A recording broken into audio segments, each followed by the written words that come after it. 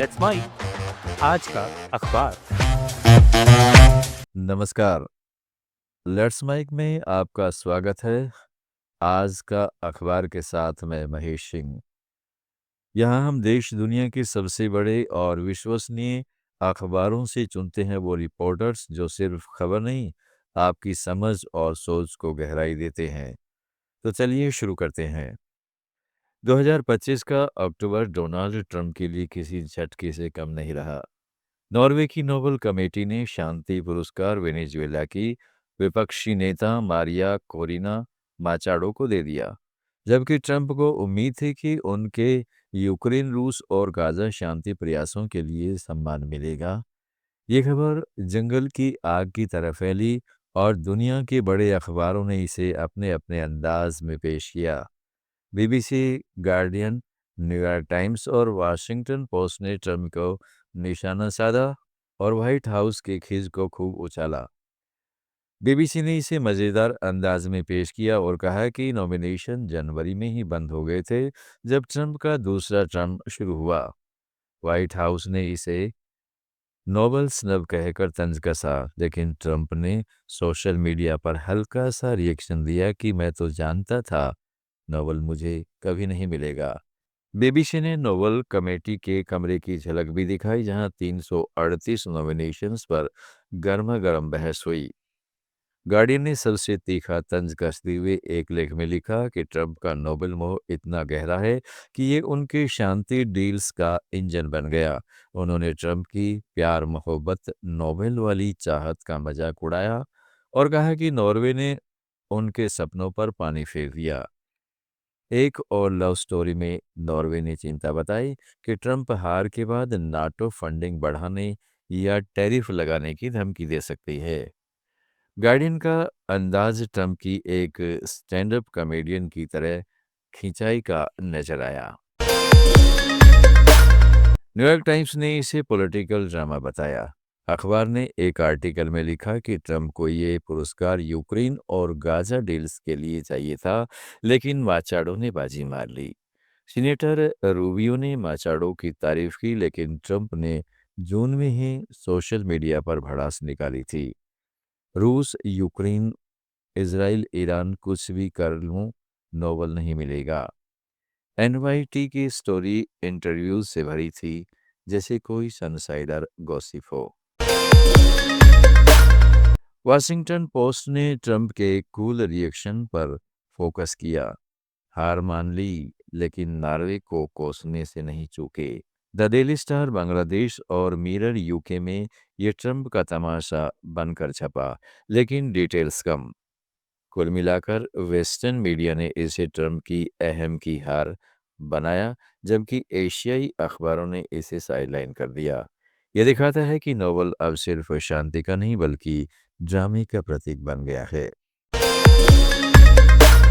Trump ने चीन के खिलाफ नया हथियार उठाया, 100% टैरिफ जो नवंबर से लागू होगा। ये जवाब है Chinese rare earth export cuts का, जो इलेक्ट्रॉनिक्स और डिफेंस के लिए ज़रूरी है। बीजिंग ने जवाबी धमकी दी और ट्रेड वार फिर सुलग उठा। Guardian, New York times, BBC, Washington post, Indian express और असाही शिंबुन ने इसे जोर शोर से कवर किया, जबकि Dawn, the Hindu, the Daily Star और मिरर में यह खबर हल्की रही। ये स्टोरी किसी बॉक्सिंग रिंग जैसी थी। ट्रंप बनाम शी जिनपिंग। गार्डियन ने इसे डबल स्टैंडर्ड का नाम दिया। एक स्टोरी में लिखा, चीन ने रेयर अर्थ्स पर ब्रेक लगाया, ट्रंप ने 100% टैरिफ से जवाबी पंच मारा। उन्होंने ट्रंप को आक्रामक बताया और बीजिंग की चेतावनी हाईलाइट की, हम भी जवाब देंगे। उनकी कवरेज थी जैसे कोई इकोनॉमिक थ्रिलर। न्यूयॉर्क टाइम्स ने इसे जवाबी कार्रवाई बताया। ट्रंप ने कहा, चीन के कर्ज पर 100% टैरिफ लगेगा। एक और स्टोरी में लिखा, चीन ने मसल्स दिखाए, ट्रंप ने पलटवार किया। एनवाईटी ने बताया कि चीन के दिसंबर कट्स ग्लोबल सप्लाई चेन को हिला सकते हैं। इंडियन एक्सप्रेस ने अपनी एक्सप्लेन सीरीज में ट्रंप के टैरिफ और चाइना के रेयर अर्थ कट्स का कनेक्शन भारत के नज़रिए से देखा, क्योंकि रेयर अर्थ भारतीय इंडस्ट्री को भी प्रभावित करेंगे।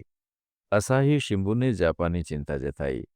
ट्रम्प का 100% टैरिफ नवंबर से, जापान भी चाइना पर निर्भर है, इसलिए ये उनके लिए बड़ा मसला था। बाकी अखबारों में डॉन ने पाकिस्तान चाइना दोस्ती के एंगल से देखा, द हिंदू ने ग्लोबल ट्रेड पर कमेंट किया, द डेली स्टार ने बांग्लादेश के इम्पैक्ट पर हल्का टच और मिरर ने सनसनीखेज हेडलाइन दी, ट्रम्प का चाइना पर बम। ये कवरेज बताती है कि ये सिर्फ ट्रेड वार नहीं बल्कि ग्लोबल पावर का खेल है। 2025 में इजराइल फिलिस्तीन विवाद ने नया मोड़ लिया। ट्रम्प के पीस प्लान के पहले फेज पर सहमति बनी। गाजा में 72 घंटे का सीज फायर, रोज 400 एड ट्रैक्स, 20 जिंदा बंधकों की रिहाई, लेकिन हमास डिसआर्म नहीं करेगा और इजराइल 53% गाजा पर कंट्रोल रखेगा। बीबीसी, गार्डियन और न्यूयॉर्क टाइम्स ने इसे ब्रेकिंग न्यूज़ बनाया, जबकि एशियाई अखबारों ने इंसानी पहलू पर जोर दिया। यह स्टोरी थी जैसी कोई इमोशनल फिल्म। 2 साल की तबाही के बाद उम्मीद की किरण। बीबीसी ने पूरी डिटेल दी। इजराइल हमास ने पहला फेज साइन किया, 72 घंटे सीज फायर, नॉर्थ गाजा में लोग लौट रहे। नेतन्याहू ने ट्रम्प को थैंक्स कहा, लेकिन हमास ज़्यादा कैदियों की रिहाई चाहता है। एक स्टोरी में अक्टूबर 2025 में ट्रम्प प्लान की हिस्ट्री बताई। लाइव अपडेट्स में पैलेस्टाइनियंस के घर लौटने की तस्वीर थी। बीबीसी का अंदाज था जैसे कोई इमोशनल डॉक्यूमेंट्री। गार्डियन ने बेघर पैलेस्टाइन्स पर फोकस किया। साउथ से नॉर्थ लौट रहे लोग, लेकिन इजराइल का कंट्रोल बरकरार। उनके लाइव ब्लॉग में एक एजेंसीज की प्लानिंग बताई। टोन था सवालिया, 2 साल बाद मौका, लेकिन क्या यह स्थायी है?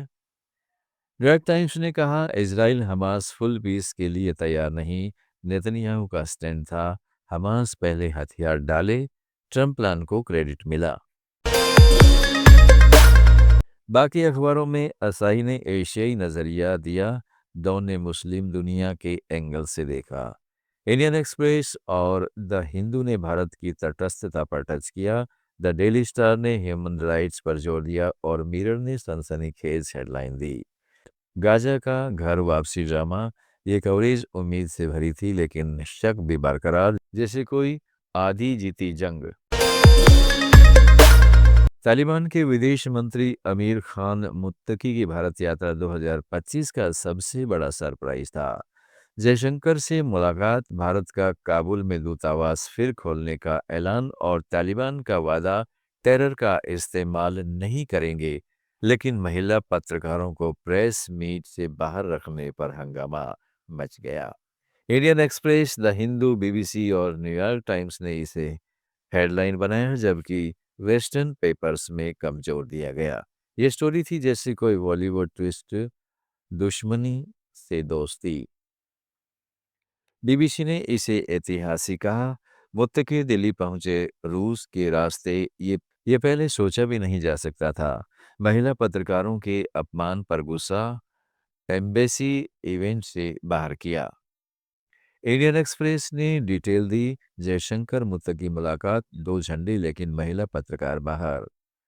बामियान बुद्धा का जिक्र, हंगामे पर मुत्तकी ने प्रेस मीट में महिलाओं को रोका, दूतावास फिर खोलने की खबर। द हिंदू ने गर्मजोशी जताई, जयशंकर से मुलाकात, पाकिस्तान को संदेश। टेक्निकल मिशन अब फुल दूतावास बनेगा, मुत्तकी का बयान, टेरर नहीं ट्रेड बढ़ाएंगे। आप सुन रहे थे let's mic more than radio. Follow कीजिए हमें हमारे सोशल मीडिया प्लेटफॉर्म्स पर। It's time for news.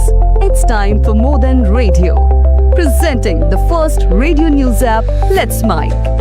Let's Mic, a news-based app on your phone where you get to watch and listen news, talk shows, interviews, radio show podcasts.